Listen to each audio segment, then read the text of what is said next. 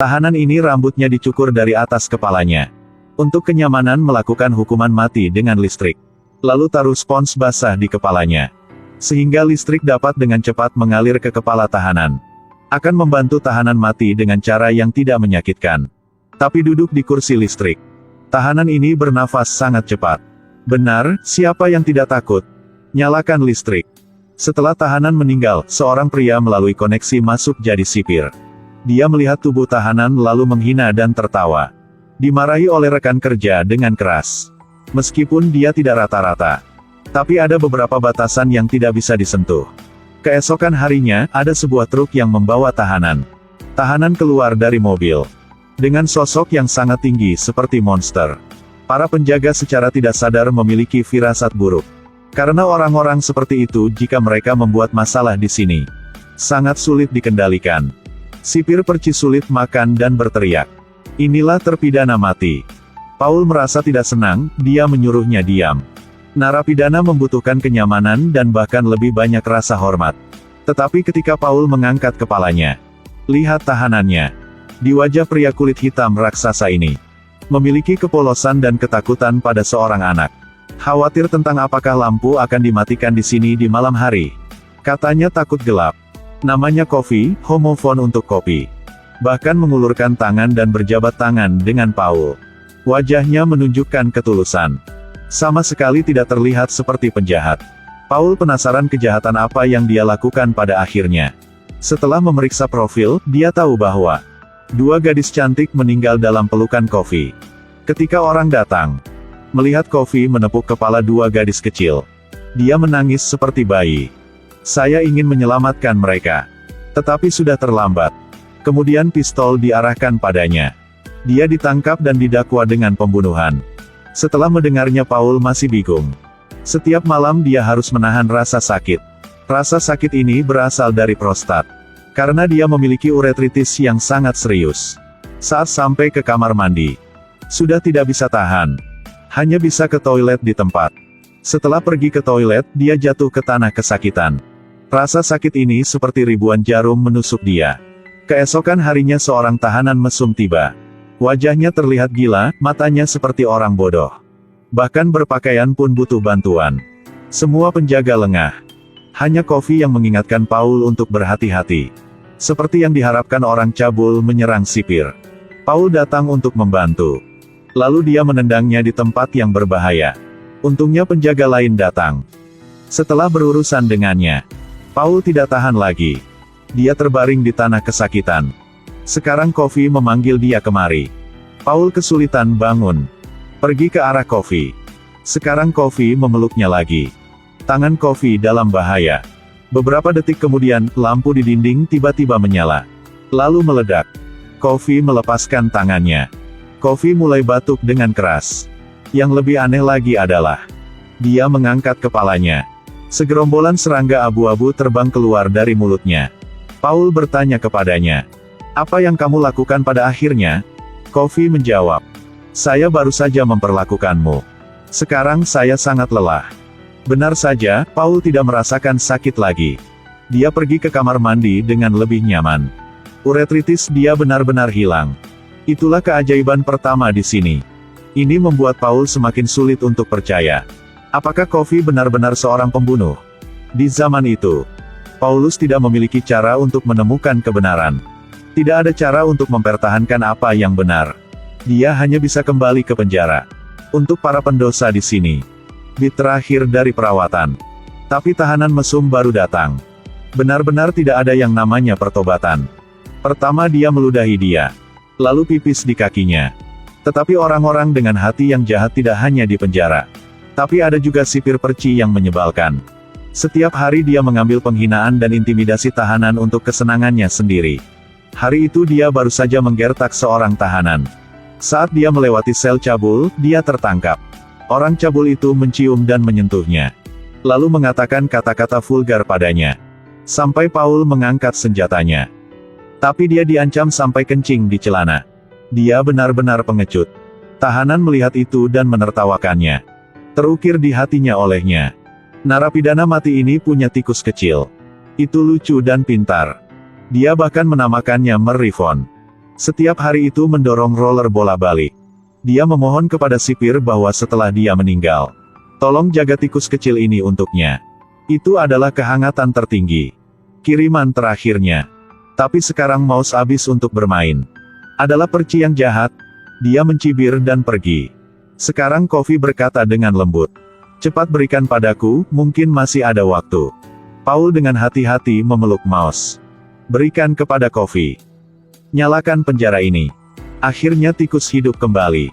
Coffee mulai batuk dengan keras. Kali ini, semakin banyak serangga terbang keluar dari mulutnya. Kali ini para penjaga semua menyaksikan keajaiban di sini. Lalu semua orang pergi mencari perci. Katakan padanya untuk melakukan satu eksekusi terakhir dan kemudian pergi. Tapi eksekusi selanjutnya adalah paman yang dibenci peri perci. Ketika dia dieksekusi, dia menangis dan bertobat. Perci bilang dia akan membunuh tikus itu sebentar lagi. Kiriman terakhirnya di dunia ini juga dibawa pergi olehnya. Si perci sangat kejam. Dia sengaja tidak membasahi sponsnya. Ini akan membuat terpidana mati lebih menyakitkan. Buka saklar daya. Dia berteriak kesakitan. Dia tidak langsung mati. Semua orang di tempat kejadian mulai panik. Dan itu termasuk perci yang jahat. Pada akhirnya dia dibakar sampai mati. Setelah mengeksekusi terpidana mati, dia dipukuli dengan kejam. Tapi hanya itu saja. Bahkan tidak bisa memasukkannya ke penjara. Istri sipir menderita tumor otak ganas. Membuat pikirannya tidak sadar. Paul bernegosiasi dengan rekan kerja. Biarkan Coffee datang dan mengobatinya. Di tengah jalan, Coffee melewati sel cabul itu. Dia menahan Coffee. Coffee menatap matanya. Dia sangat takut. Apakah dia melihat sesuatu yang menakutkan? Meninggalkan penjara. Para penjaga tidak pernah memborgol Coffee. Ini adalah kepercayaan mereka padanya. Coffee juga tidak berniat melarikan diri. Dia mencium aroma bumi. Lalu bersenang-senanglah seperti anak kecil. Wanita berbaring di tempat tidur dengan wajah pucat. Mulut bergumam dan berbicara. Coffee perlahan mendekatinya. Lalu dia menciumnya. Suaminya terlihat terkejut. Sekarang jam di dinding berhenti berayun. Lalu meledak. Ruangan itu bergetar kencang. Ada sesuatu di mulutnya. Disedot ke mulutnya oleh Coffee. Keajaiban muncul sekali lagi. Dia sudah pulih. Matanya hangat seperti bidadari. Kali ini Coffee lebih sakit lagi. Tapi kali ini dia tidak memuntahkan serangga. Wanita itu bisa bangun. Dia berjalan menuju Coffee. Lalu melepas jimat dan memberikannya padanya. Coffee dikawal ke penjara oleh sipir. Kali ini dia menyelamatkan seseorang, dan terluka parah. Tunggu sampai perci datang. Dia menangkapnya. Dia membuka mulutnya, segerombolan serangga dengan cepat terbang ke mulutnya. Lalu dia berjalan seperti orang gila di depan sel mesum. Orang cabul memprovokasi dia lagi. Tiba-tiba perci menangis lagi. Lalu angkat senjata. Paul dan yang lainnya berlari untuk menghentikannya. Tapi dia menembakkan semua peluru di pistol. Paul tanya Coffee. Kenapa kau melakukan itu? Coffee mengatakan itu ketika orang cabul itu meraih tangannya. Kemudian dia melihat kebenaran. Coffee meraih tangan Paul. Dia mengalihkan sebagian kekuatannya ke Paul. Memori yang tidak jelas juga diteruskan. Jadi dua bayi yang digendong Coffee di pelukannya. Itu dibunuh oleh orang cabul itu. Hal yang paling kejam adalah dia memanfaatkannya. Kasih sayang antara dua saudara perempuan untuk membunuh mereka. Paul melihat ingatan itu, dia juga menangis. Coffee bilang itu penderitaanku. Penderitaan dunia ini seperti yang saya rasakan sendiri. Menghukum orang jahat juga merupakan keselamatan diri. Orang cabul itu ditembak mati. Dan perci juga menjadi gila. Dia dikirim ke rumah sakit jiwa. Paul tahu kebenaran masalah ini. Tapi dia tidak punya kemampuan untuk berubah. Dia bertanya pada Coffee sebelum dia pergi. Apakah kamu memiliki keinginan lain? Apakah ingin makan sesuatu atau ingin melakukan sesuatu? Sebenarnya Paul ingin mengatakan.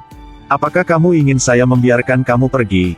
Jadi dia bisa pergi dari sini sejauh mungkin. Tapi Coffee seperti ayah yang lembut sekarang. Jangan lakukan hal bodoh untuk menyakiti dirimu sendiri. Jadi Coffee sudah lelah. Dia tidak ingin melihat kekejaman dunia lagi. Dia sudah cukup menderita, cukup mendengarkan penderitaan orang. Dia tidak ingin menjadi malaikat lagi. Sekarang satu-satunya keinginan dia adalah untuk menonton film. Paul mengajaknya menonton film berjudul Surga. Coffee tersenyum. Dia bahagia seperti anak kecil. Akhirnya, hari itu telah tiba. Dia sangat nyaman dan juga sangat bahagia. Dia hanya berjalan dan menceritakan lelucon. Pergi ke ujung penjara. Keluarga dari dua gadis yang tidak tahu kebenaran sedang duduk di bawah. Coffee bilang dia bisa merasakannya.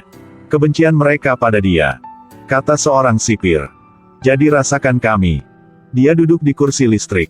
Coffee, tolong jangan pakai topi untuk dia. Jangan kunci aku dalam kegelapan. Para penjaga semua menangis. Paul ragu-ragu dan tidak mau memberi perintah.